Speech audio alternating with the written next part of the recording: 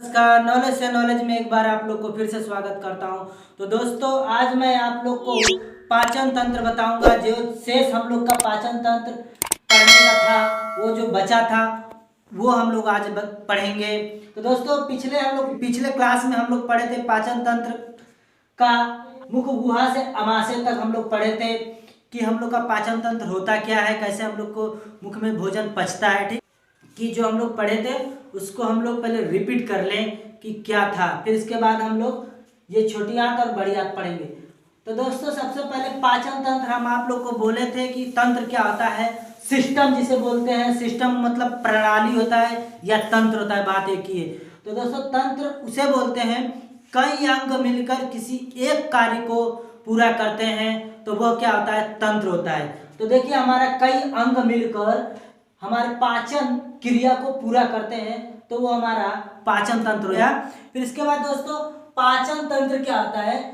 पाचन तंत्र जल में अघुलनशील भोज्य पदार्थों को घुलनशील अवस्था में बदलकर उसे कोशिकाओं में अवशोषण करने की क्रिया को पाचन तंत्र कहते हैं। तो दोस्तों, जैसे कि हमारा भोजन अघुलनशील, जब हम लोग भोजन को ग्रहण करते हैं तो वह अघुलनशील होता है। ठीक है, तो अघुलनशील जैसे हमारा अघुलनशील होता है और भोजन को हम लोग ग्रहण करते हैं तो हमारे एंजाइम्स के द्वारा उसे घुलनशील बनाते हैं। ठीक है, और दांतों द्वारा उसे छोटे छोटे टुकड़ों में बांटते हैं। ठीक है, फिर उसके बाद एंजाइम से जो लार में एंजाइम्स पाए जाते हैं, और ध्यान दें दोस्तों, जो लार होते हैं ना, लार में 99.5% जल होता है और बाकी 0.5% वो क्या होता है, एंजाइम्स होते हैं, जिसके द्वारा हमारा भोजन स्टार्ट होता है पचना। तो दोस्तों, जो अघुलनशील पदार्थ होते हैं तो एंजाइम्स के द्वारा हम लोग घुलनशील बनाते हैं,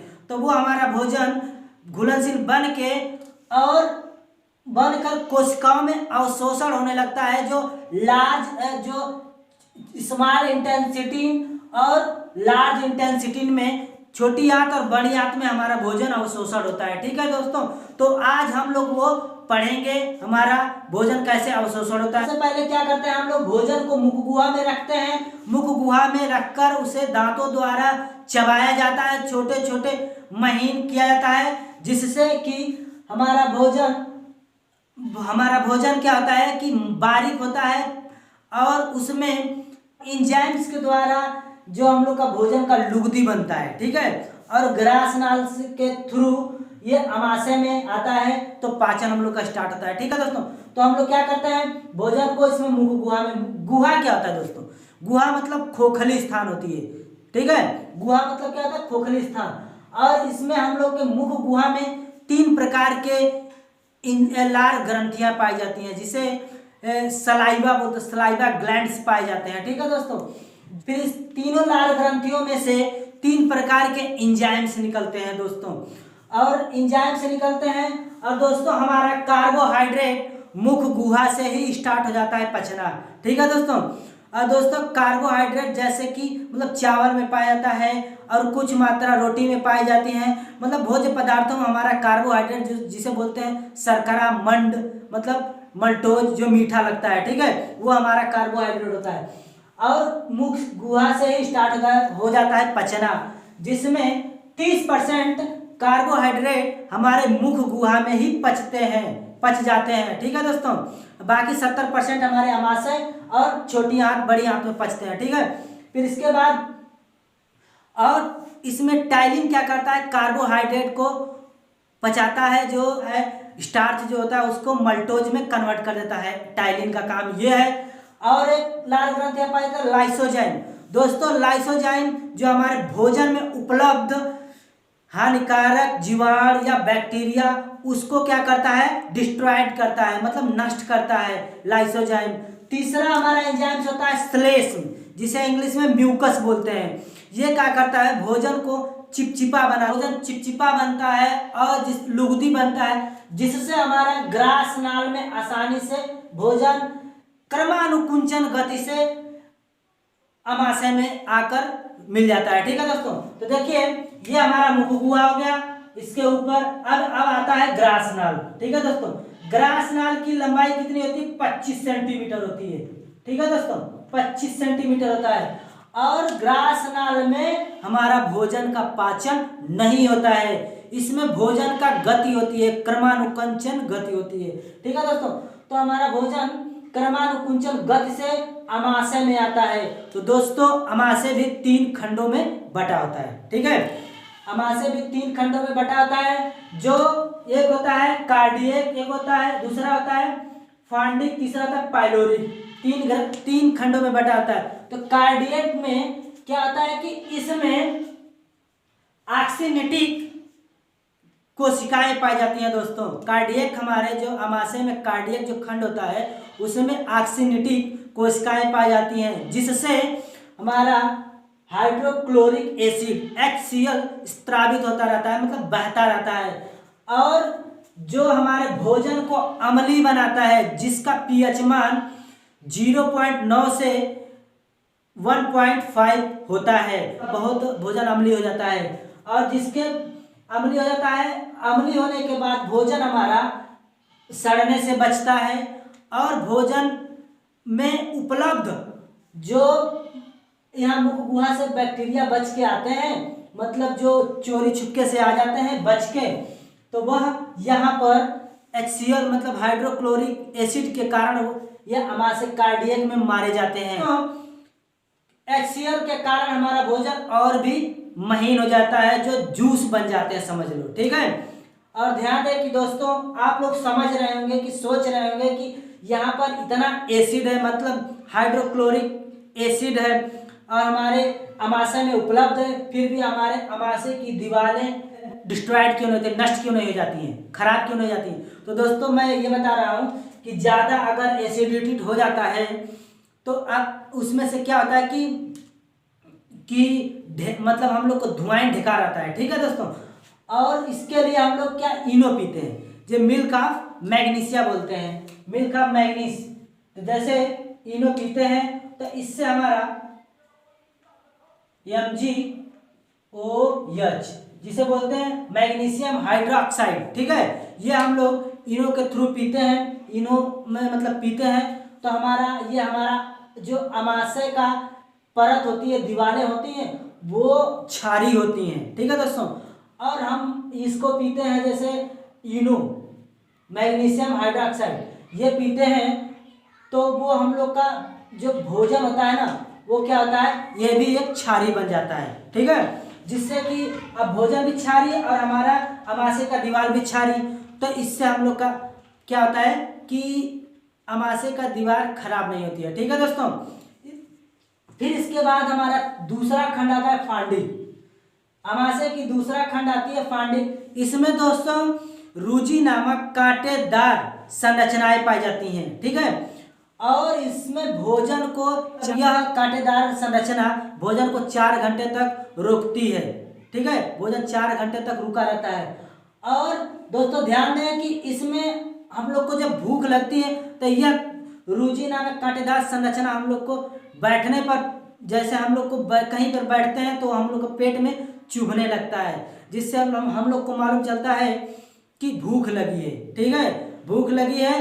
और दूसरी बात, जैसे कि चूहा कूद रहा है पेट में, ये हम लोग को एहसास होता है। ठीक है दोस्तों, अब तीसरा हमारा खंड आता है पाइलोरिक। तो दोस्तों यहाँ से हम लोग का प्रोटीन्स, वसा और कार्बोहाइड्रेट पाचन स्टार्ट हो जाते हैं दोस्तों। ठीक है, तो यहाँ ऐसे पाइलोरिक जो खंड पाया जाता है, इसमें जठर ग्रंथियां होती हैं, ग्रंथियां ग्लैंड्स, जिससे एंजाइम से निकलते हैं। ठीक है, जिसे पाइलोरिक ग्रंथि भी कहते हैं। तो इसमें से जठर रस स्त्रावित होता रहता है, मतलब निकलता है।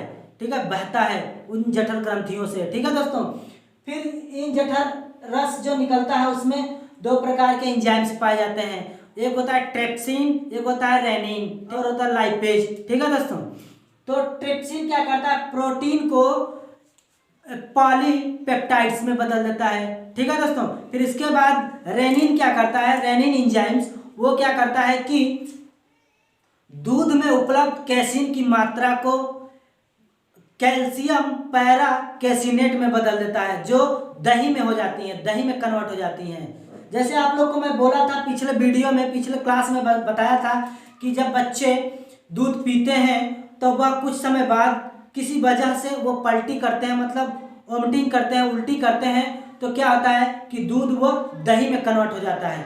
वो किसके कारण? ये हमारे रेनिन एंजाइम्स के कारण होता है। तो दोस्तों हम लोग पिछले क्लास में यहाँ अमाशय तक पाइलोरिक ग्रंथ तक पाइलोरिक खंड, अमाशय का पाइलोरिक खंड तक पढ़े थे। ठीक है दोस्तों, अब इसके बाद हमारा आता स्टार्ट होता है छोटी आंत। छोटी आंत पढ़ेंगे, फिर इसके बाद पढ़ते हैं छोटी आंत। छोटी आंत क्या होती है और छोटी आंत में कैसे हमारा भोजन पचता है, छोटी आंत में कितनी खंडें होती हैं। तो दोस्तों छोटी आंत जो लगभग यह 6 मीटर इसकी लंबाई होती है छोटी आंत का, और यह अत्यधिक कुंडलित, मतलब इधर उधर टेढ़ा टूढ़ी होता है। ठीक है, समझ जाइए।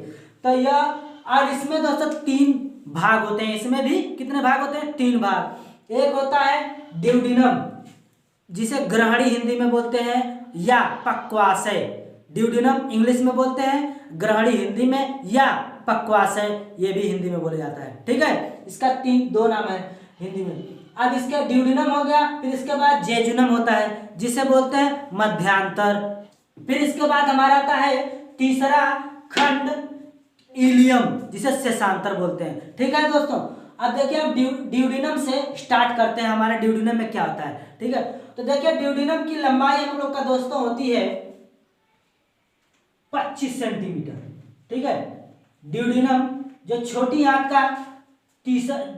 आंत का पहला खंड होता है ड्यूडिनम, वो 25 सेंटीमीटर का होता है। इसमें दो बड़ी बड़ी ग्रंथियां पाई जाती हैं। एक होता है लीवर, जिसे यकृत बोलते हैं, और दूसरा हमारा अग्नाशय होता है। ये दोनों क्या करते हैं? भोजन को पचाने में बहुत भूमिका निभाते हैं। ठीक है दोस्तों, तो लीवर हमारा क्या करता है? ड्यूडिनम में उसका बाइल डक्ट होती है, मतलब पित्त वाहिका होती है, पित्त नलिकाएं होती हैं, वो ड्यूडिनम में खुलती हैं। और अग्नाशय का जो नलिका होती है, जिसे पैनक्रियाज डक्ट बोलते हैं, वो भी ड्यूडिनम में खुलती हैं। ठीक है, तो दोस्तों अब देखिए हमारा भोजन अमाशय में टोटल अम्लीय है। क्या है? अम्लीय है।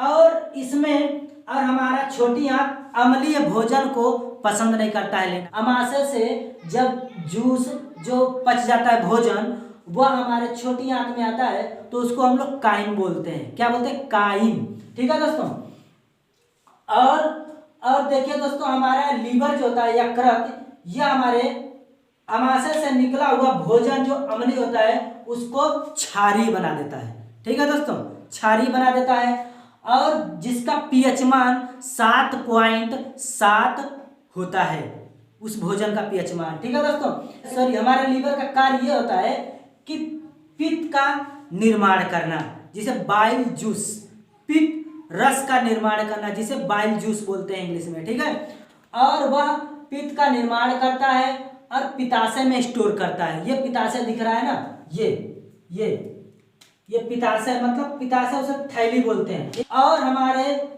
पित्त जो निकलता है, ये देखिए कि ये पित्त डक्ट होती हैं, बाइल डक्ट होती हैं जिसे बोलते हैं, ये पित्त नलिका होती है, उसके थ्रू हमारे जो पित्त रस होता है वह ड्यूडिनम में आकर मिलता है, भोजन में मिलता है। ठीक है, ड्यूडिनम में खुलता है, तो और हमारा काइम जो निकलता है, जो जूस निकलता है, उसमें जाकर मिल जाता है और भोजन को क्षारीय बना देता है। और लीवर का बहुत कार्य होता है दोस्तों। लीवर का कार्य ये होता है कि हमारे जो ब्लड में टॉक्सिन जो होती हैं, जो जहरीली पदार्थें होती हैं, उसको डिटॉक्सी करता है, मतलब ब्लड को एक तरफ से छानता है, मतलब ब्लड को साफ करता है लीवर। बॉडी में जितनी कमियां होती हैं, उसको यकृत पूरा करता है, उस कमियों को पूरा करता है, और एंजाइम क्रिएट करता है, एंजाइम्स बनाता है। फिर उसके बाद हमारा अग्नाशय से जो पैनक्रियाज होता है, उससे हम लोग का जूस निकलता है। और अग्नाशय दोस्तों गुलाबी रंग के होते हैं, हमारे बॉडी में अग्नाशय हल्का गुलाबी रंग के होता है। ठीक है दोस्तों, फिर इससे 3 प्रकार के एंजाइम से निकलते हैं, जिसे बोलते हैं ट्रिप्सिन, इमाइलेज, लाइपेज। ये 3 प्रकार के एंजाइम से निकलते हैं।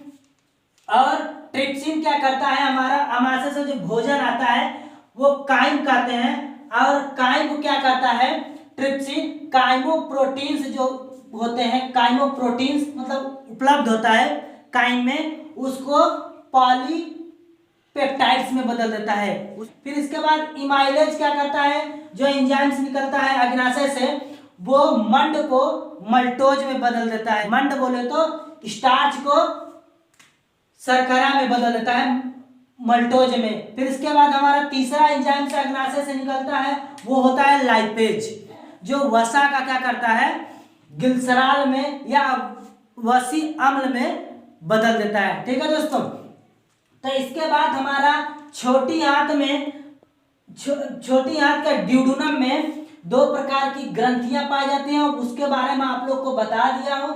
और हमारा ड्यूडेनम 25 सेंटीमीटर का होता है। यहाँ से हमारा जो काइम होता है, काइम ये हमारा भोजन, फिर छोटी आंत के में जेजुनम पाया जाता है, जिसे हम लोग मध्यांतर बोलते हैं। यह मध्यांतर, जिसे जेजुनम की लंबाई होती है 2.4 मीटर, अत्यधिक कुंडलित नलिका होती है। इसमें जेजुनम की भीतरी सतह में पेशियां तथा ग्लैंड्स पाए जाते हैं, जिसे ग्रंथियां बोलते हैं, जिसे क्या बोलते हैं, ग्रंथियां बोलते हैं। ठीक है दोस्तों, और दोस्तों जेजुनम और इलियम, ये इनकी दोनों कार्य एक ही जैसा होता है।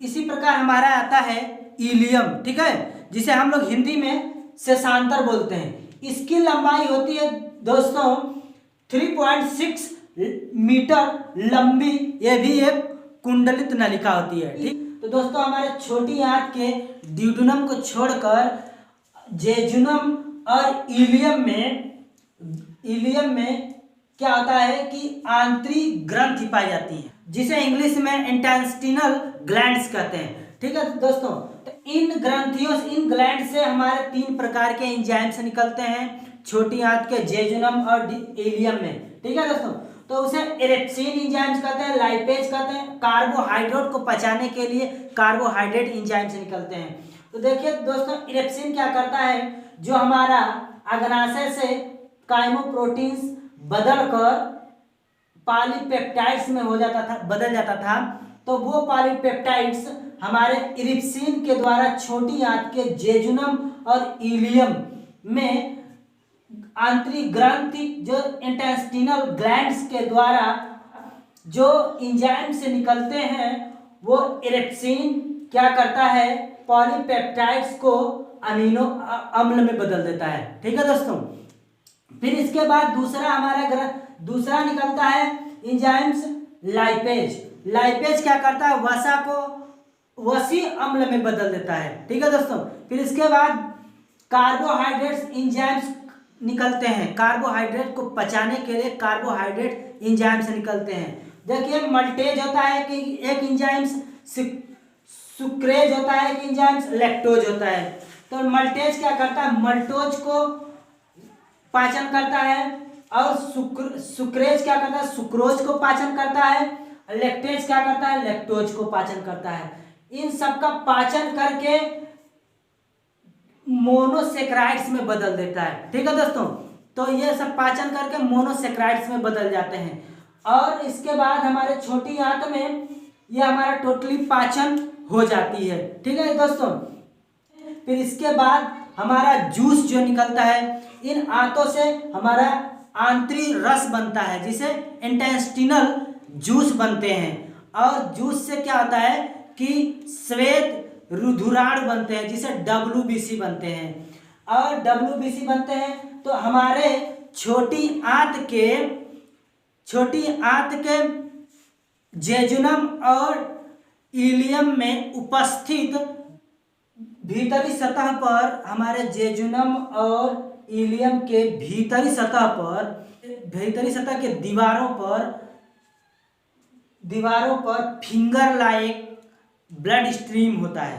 ब्लड स्ट्रीम, जिसे हम लोग ब्लीच कहते हैं। क्या कहते हैं, ब्लीच, रसांकुरण कहते हैं, जैसे हिंदी में क्या कहते हैं, रसांकुरण, जो क्या करता है कि वह जूस को अवशोषण करते हैं। वो ब्लीच क्या करते हैं, जूस को अवशोषण करते हैं। ठीक है दोस्तों, तो जिससे हमारा छोटी आंत में ही अवशोषण होना स्टार्ट हो जाता है। पढ़ चुके हैं तो इसी प्रकार हमारी बड़ी आंत है। तो दोस्तों बड़ी आंत में जल तथा विटामिन का अवशोषण होता है। यह 1.5 से 1.8 मीटर लंबी और 6 मीटर चौड़ी एक नलिका होती है।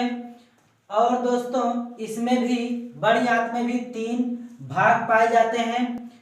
नंबर 1 जिसे हम लोग सिकम बोलते हैं, सिकम वो हिंदी में उसको अंधांत्र बोलते हैं। और दूसरा आता है कोलन, इसको हिंदी में बृहदांत्र बोलते हैं। और तीसरा आता है रेक्टम जिसे मलाशय बोलते हैं। ठीक है दोस्तों, इंग्लिश में मलाशय, जिसे हिंदी में मलाशय बोलते हैं। ठीक है दोस्तों, तो इसी और जो सिकम होता है उसकी लंबाई 5 से 5.7 सेंटीमीटर होती है, 7.5 सेंटीमीटर चौड़ी होती है। सिकम के अंतिम भाग में 9 सेंटीमीटर 9 सेंटीमीटर जो सिकम के अंतिम भाग में, ये देखिए सिकम है जो यहाँ से मान लिया सिकम 5 सेंटीमीटर का है, ठीक है, 5.7 सेंटीमीटर का है। तो और इसके अंतिम भाग में यहाँ एक पाया जाता है संकरी नुमा नलिका होती है और यह 9 सेंटीमीटर का ये होता है। इसे हम लोग इंग्लिश में वर्मीफॉर्म अपेंडिक्स बोलते हैं, हिंदी में कर्मी रूप परिशेषिका बोलते हैं। ठीक है दोस्तों, और इसी प्रकार हमारा दूसरा आता है जिसे हम लोग इंग्लिश कॉर्नल बोलते हैं। कॉर्नल की लंबाई होती है 1.25 सेंटीमीटर, सॉरी 1.25 मीटर लंबी होती है और 6 सेंटीमीटर चौड़ी नलिका होती है। ठीक है दोस्तों, इसके और ये छोटी आंत के चारों तरफ, ये छोटी आंत, ये देखिए छोटी आंत है ना, इसके चारों तरफ ये घिरी होती है और इसका आकार यू आकार का होता है। ठीक है दोस्तों, और इसमें मलाशय होते हैं, अपशिष्ट नाइट्रोजन युक्त अपशिष्ट पदार्थ जो क्षारी होते हैं, इसमें हम लोग को मलाशय होता है। ठीक है दोस्तों, मलाशय होता है। फिर इसी प्रकार हमारा रेक्टम आ गया। रेक्टम जिसे हम लोग हिंदी में मलाशय बोलते हैं, यह 12 सेंटीमीटर का होता है। यह रेक्टम हमारा 12 सेंटीमीटर का होता है। ये 12 सेंटीमीटर का लंबा होता है जिसे हम लोग गुदानाल कहते हैं। इस गुदानाल में अनुलंब गुदाभंज होते हैं। यहाँ पर गुदानाल है, इसमें अनुलंब गुदाभंज होते हैं यहाँ पर। ठीक है, यहाँ पर गुदाभंज होते हैं। इसमें गुदाभंज में इसमें रक्तवाहिनियां होती हैं। किसमें? गुदाभंज में। ठीक है, इसमें रक्तवाहिनियां होती हैं।